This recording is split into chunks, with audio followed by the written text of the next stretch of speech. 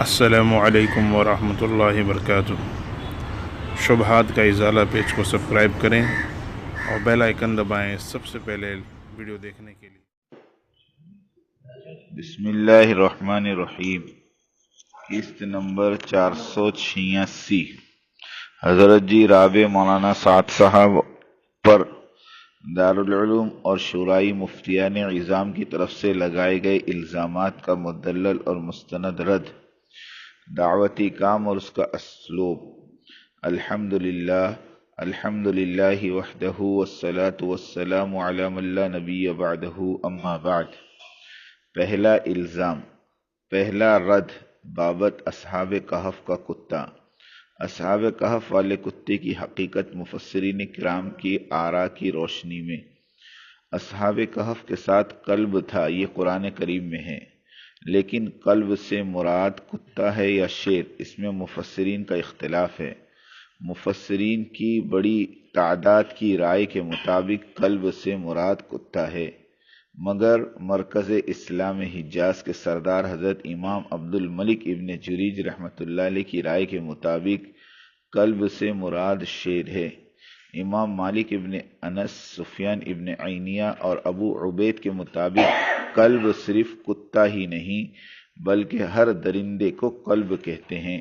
قرآن کریم میں ہے وَمَا عَلَّمْتُم مِّنَ الْجَوَارِحِ مُقَلِّبِينَ، میں بھی کلب کے لفظ سے تمام شکاری جانور ہی مراد ہے، نہ کہ صرف کتا۔ مفتی محمد شفیع صاحب دیوبندی نور اللہ مرقدہ اپنی تفسیر معرف القرآن میں بیان فرماتے ہیں کہ یہ لفظ مقلبین دراصل لفظ تقلیب سے ہے، جس کے اصل معنی کتوں کو شکار سکھلانے کے ہیں، اور پھر عام طور پر شکاری جانوروں کو سکھلانے اور شکار پر چھوڑنے کے معنی میں بھی استعمال ہونے لگا۔ البتہ خاص اصحاب کہف کے ساتھ جو کتا تھا، اس کے متعلق امام ابو حنیفہ رحمۃ اللہ علیہ کے استاد عطا ابن ابی رباح کے مایہ ناز شاگرد عبد الملک ابن جریج فرماتے ہیں کہ یہ شیر تھا، اور یہی نہیں بلکہ حضرت عطا رحمۃ اللہ علیہ نے فرمایا کہ ابن جریج اہل حجاز کے علماء کے سردار ہیں، حجازیوں میں نازل کردہ قرآن مجید کو حجازی ہی بہتر سمجھیں گے۔ ہمارے علماء کے یہاں ابن جریج کی یہ تفسیر مرجوح تو ہو سکتی ہے، لیکن ابن جریج کو یا ان کا قول نقل کرنے والے کو علم کا اندھا کہنا یہ اہل علم کا طریقہ نہیں، لیکن شرعیت کے نشے میں سرشار ہو کر آپ علماء نے تو عالمی امیر جماعت شیخ الحدیث حضرت مولانا سعد صاحب کا اصلی تفصیلی صوتی مقطع یعنی آڈیو کلپ بھی پیش نہیں کی، جس کو سن کر راوی کے جھوٹ یا سچ کا فیصلہ کیا جا سکے، مگر کہیں بھی تو کیا کہیں، اب تو آپ ہی مدعی، آپ ہی قاضی، آپ ہی الزام دینے والے، آپ ہی جلاد ہیں۔ آپ ہی کو مبارک ہو شرعی دلیل اور انصاف کا خون۔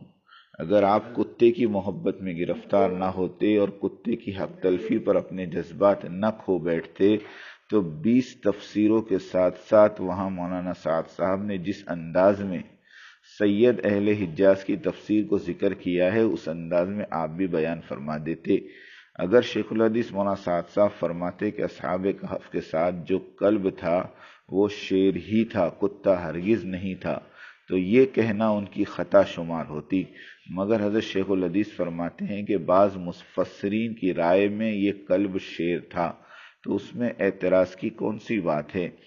کتے کو شیر کہنے والے اکابر: نمبر 1 امام ابن ابی حاتم، نمبر 2 محی السنہ امام حسین بغوی، نمبر 3 ابو حفص سراج الدین نعمانی، نمبر 4 شمس الدین محمد شربینی، نمبر 5 جلال الدین سیوطی، نمبر 6 اسماعیل حقی حنفی، نمبر 7 قاضی ثناء اللہ پانی پتی، اور نہ جانے کتنے اولیاء، اتقیاء، صلحاء، علماء، محققین، مفسرین اور محدثین نے اس قول کو ذکر کیا ہوگا اور اپنے درس میں بیان کیا ہوگا اور وعظ میں تذکرہ کیا ہوگا۔ کیا وہ سب عقل کے اندھے اور علم کے کورے تھے؟ جب کتے کے فضائل کا بیان نہ ہو، صرف عام بیان ہو جیسا کہ اسلامی بیانات میں ہوتا ہے، تب تو کسی کو اس کے ذکر سے اتنی دلچسپی نہیں رہتی، اور پھر طبعی اشکال بھی ہوتا ہے کہ کتا تو رحمت کے فرشتوں سے محرومی کا سبب ہے، اللہ کے نبی کی نگاہ میں انتہائی ناپسندیدہ جانور ہے، وغیرہ وغیرہ۔ پھر ان نیک مسلمانوں یعنی اصحاب کہف نے کتے کو ساتھ کیسے رکھ لیا؟ کیا ہم بھی ان کی اتباع میں کتے کو ساتھ رکھ سکتے ہیں؟ مارننگ واک، صبح کی سیر پر ساتھ لے جا سکتے ہیں؟ اگر یہ درسی مجلس نہیں ہے، صرف اصحاب کہف کی کرامت کا بیان مقصود ہے، تو وہاں عوام کو ان تشویشوں میں مبتلا کرنے اور اعتراض اور جواب کی الجھنوں میں ڈالنے کی کیا ضرورت تھی؟ اگر ضعیف تفسیر ذکر کر دی گئی تو کون سا آسمان ٹوٹ پڑا؟ واقعہ تو یہ ہے کہ اس کتے والے قصے میں نہ تو کوئی امر نواہی بیان کیے گئے اور نہ ہی کوئی عقائد اور ایمانیات کی بحث۔ اس قصے میں تو صرف تاریخ کا ایک باب ہی تو ذکر ہوا ہے، اس سے زیادہ اور کچھ نہیں، مگر مفتیان کرام کی لا علمی کہیں یا بددیانتی کہ آسمان تفسیر کے 7 مقدس اور معتبر مفسرین کی تفاسیر کا ذکر ہی نہیں کیا اور اس پر لطیفہ کے لفظ جمہور بھی استعمال فرما دیا۔ واہ عجبا! لفظ جمہور کا اطلاق اور اس کا حکم۔ لفظ جمہور کے بارے میں اصولین کا فتویٰ ہے کہ جس مسئلے میں اجماع صحابہ اور تابعین اور تبع تابعین، ائمہ اربعہ اور مجتہدین، متقدمین متاخرین جمع نہ ہو جائے، وہ مسئلہ مختلف فیہ متصور ہوگا، اسے جمہور کا مسئلہ قرار نہیں دیا جائے گا۔ علماء دیوبند کا کسی مسئلے میں متفق ہونا یہ جمہور نہیں کہلاتا، اس میں چاروں مسلک کے علماء کی شمولیت بھی لازمی ہے۔ غور فرمائیں، ہم نے کتے اور شیر کے قضیے میں 7 ایسے مفسرین کے ناموں کی نشاندہی کی ہے جنہیں ائمہ اربعہ کے متبعین اور یہاں تک کہ علماء ظاہریہ بھی ان کی بزرگی اور ان کی تفاسیر کے قائل ہیں۔ ان 7 مقدس ہستیوں کی مایہ ناز تفسیر سے نظر ہٹا کر مفتیان کرام نے جان بوجھ کر یا نادانستہ طور پر امت مسلمہ کو دھوکے میں رکھا اور علمی خیانت کی، اور حضرت جی کی دشمنی میں فرقہ باطلہ بریلویوں کی سرغنوں کی سنت کو خوب نبھایا۔ اعتراض نمبر 2، حضرت یوسف علیہ السلام کے بارے میں ملاحظہ ہو فرمان نبی صلی اللہ علیہ وسلم، فرمایا نبی کریم صلی اللہ علیہ وسلم نے، کاش کہ یوسف علیہ السلام وہ کلمات نہ کہتے جو بادشاہ سے کہلوانے کے لیے کہے تھے، کہ جس میں اللہ کے غیر سے استعانت تھی، جو اس قیدی سے کہے تھے تو ان کی مدت قید لمبی نہ کی جاتی۔ یہ حدیث مرفوعاً ضعیف ہے، لیکن مرسلاً بھی مروی ہے اور مرسلاً قوی ہے۔ امام ابو حنیفہ رحمۃ اللہ علیہ کا فتویٰ، امام ابو حنیفہ رحمۃ اللہ علیہ فرماتے ہیں کہ ہماری لاکھ حجتیں اور بحث اور قیاس کی اہمیت اور قیمت ایک ضعیف حدیث کے مقابلے میں کچھ بھی نہیں۔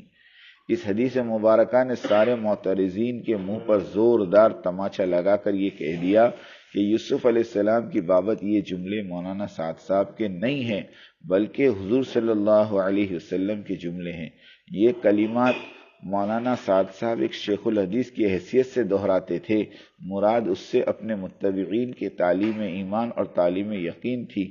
اب چونکہ یہ کلمات حدیث سرکار دو عالم صلی اللہ علیہ وسلم کی طرف منسوب ہے، اس لیے معترضین کا اعتراض حدیث پر کھلا طنز، نقد و جرح اور بے اطمینانی کا ثبوت ہے۔ حدیث کے مقابلے میں بحث اور قیاس کو ترجیح دی گئی ہے۔